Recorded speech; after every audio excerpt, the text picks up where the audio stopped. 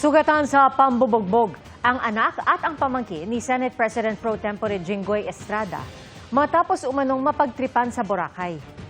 Nakatutok si Mav Gonzalez. Nagbabakasyon sa Boracay ang anak at pamangkin ni Senate President Pro Tempore Jinggoy Estrada nang mapagtripan at bugbugin umano ng mga residente kahapon ng madaling araw. Ayon sa senador, pauwi na galing sa isang bar ang anak niyang si Julian Ejercito at pamangking si Jefferely Vitug nang atakihin ng 3 sospek mula sa likod.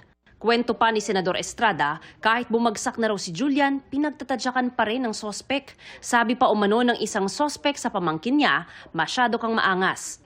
Ayon sa Malay Police, galing sa parehong bar ang mga sospek at mga biktima. Nasa 50 metro pa lang daw ang nalalakad ng mga biktima nang mangyari ang pag-atake.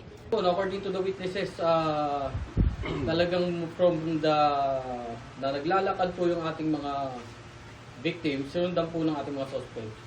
Then tinakbayan sa likod, then doon po nagsimula na sinapak. Doon po yung mauling incident. According po sa victim mismo, sabi niya po na kung hindi dumating agad ang pulis, baka mas lumala pa yung pangbubugbog. Dahil yung witnesses po na nag-appear po dito, sila po yung sumigaw ng police. And immediately nga po, nag-respond yung police. Tinangka pa raw tumakas ng 3 sospek na pawang teenager. Nasa custody na nila ang 3 sospek. Ayon sa pulisya, magkaiba ang bersyon ng mga biktima at mga sospek kung ano ang pinagmula ng pambubugbog.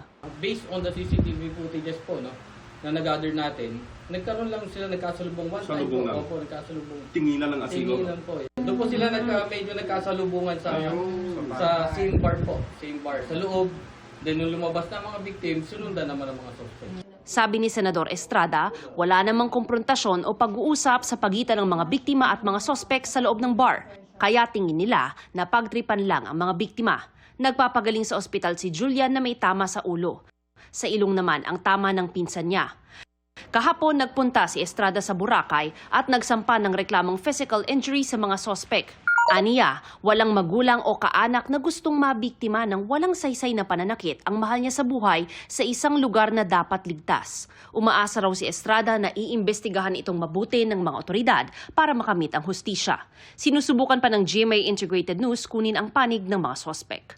Para sa GMA Integrated News, Mav Gonzalez, nakatutok, 24 oras.